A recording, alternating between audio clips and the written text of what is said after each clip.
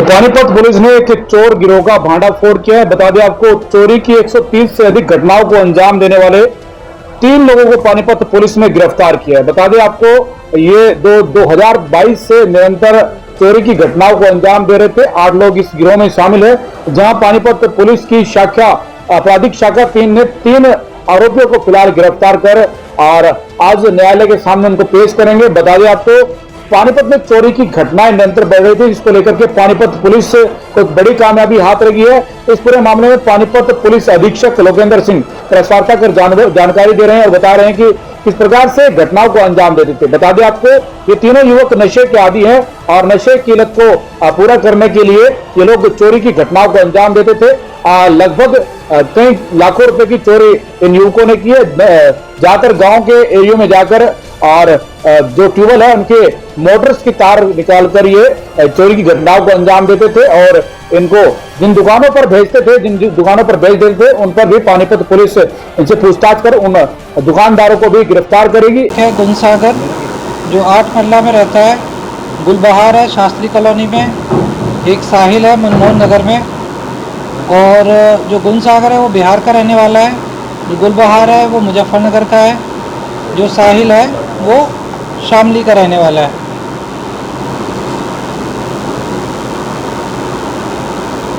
तो इन तीनों से जब CIA 3 ने पूछताछ करी तो पता चला कि ये पूरे ज़िले में और आसपास के ज़िले में इस प्रकार की चोरियां करते थे और इनको डाहर गांव के पास से हमने गिरफ्तार किया है और इसमें ये तांबा और मोटरसाइकिल इनसे भी बरामद हुई है।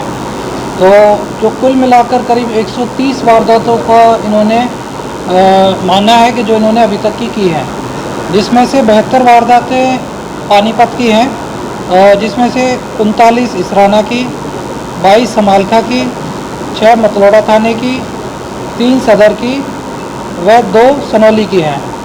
इसके अतिरिक्त करीब 30 वारदातें इन्होंने करनाल और कुरुक्षेत्र में अभी तक इन्होंने अंजाम दिया है। ये 2022 से लगातार इसी प्रकार से चोरी कर रहे थे और ये पहली बार पुलिस की पकड़ में अब आए हैं।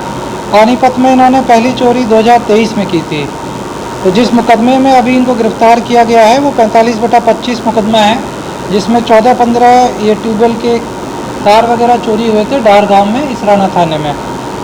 इनके जो अन्य साथी हैं वो 5 हैं, परमानंद, जमीर, अविनाश, रियाज और अशोक। तो ये 3+5 ये 8 लोगों का पूरा गिरोह है, जो ये दिन में रैकी करके और रात में इन वारदातों को ज़्यादातर अंजाम देते थे। जो 3 व्यक्ति हैं वो बाइक पर जाते थे, इन्होंने एक बाइक खरीदी थी इन्हीं चोरी के पैसों से, और जो बाकी ऑटो से पहुंच के फिर वहाँ पे ही अपने पास बैग वगैरह रखते थे और उसी में सामान ढोकर लाते थे। तो अभी पुलिस ने इनको गिरफ्तार कर लिया है और इनका रिमांड लेके इनसे रिकवरी की जाएगी।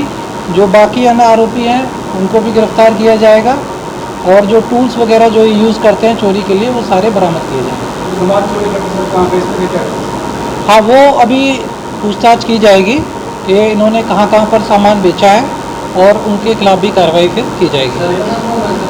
हाँ, अभी तो सारे ही हैं, अभी 8 हैं, 8 में से 3 हमारे पास आए हैं, ठीक है, 5 हैं, उनको भी हम जल्द गिरफ्तार कर लेंगे। तो फिर एक बार पूछेंगे मास्टरमाइंड, तो क्या अभी तो तीनों मिलके ये सारे लोग काम करते हैं। जैसा कि मैंने बताया 2022 से लगातार ये चोरी कर रहे हैं और कोई ज़्यादा पढ़े लिखे भी नहीं है। जो गुनसागर है वो 2री कक्षा पास है, जो गुलबहार है वो 5वीं पास है, जो साहिल है वो भी 5वीं पास है। तो ये लगातार इस प्रकार की चोरियों को अंजाम देके और इसमें जो तांबा वगैरह जो मटेरियल जिसको ये आसानी से अच्छे दामों में बेच सके उनको बेचते थे और उससे पैसा कमाते थे। ये हमने कल गिरफ्तार किए करीब 5:30 बजे।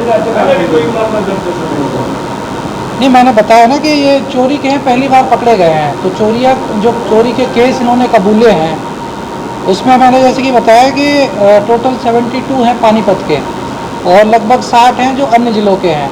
तो टोटल करीब 130 वारदातों को इन्होंने एडमिट किया है। तो अभी उनमें सभी में FIR हम निकलवाने लग रहे हैं।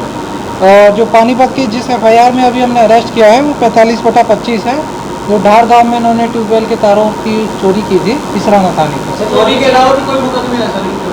नहीं, अभी चोरी के अलावा कोई और मुकदमे पहली बार क्योंकि गिरफ्तार किए, इनकी कोई क्रिमिनल हिस्ट्री अभी तक नहीं आई है। और बाकी जो अभी प्रारंभिक पूछताछ में सामने आया कि ये नशे के आदी है, तो चोरी करके और बेच के और नशा वगैरह करते सर थे। एक दूसरे के संपर्क में कैसे आते हैं? अब ये धीरे धीरे डिमांड पे पूछताछ के दौरान ये सारी चीज़ें क्लियर होंगी। ज़्यादा समाज को ये जैसे कि ट्यूबवेल के जो तार होते हैं, जो हमारी वो पंप वगैरह लगी रहती हैं, उसमें वो तांबा होता है तार में, मोटर वगैरह हो गई, कोई अन्य प्रकार के उपकरण जो इनको खेतों में मिल जाए, उस प्रकार की चोरियाँ ये करते थे। बड़ी चोरी भी सर इन्होंने? हाँ, कोई बड़ी चोरी की है इससे?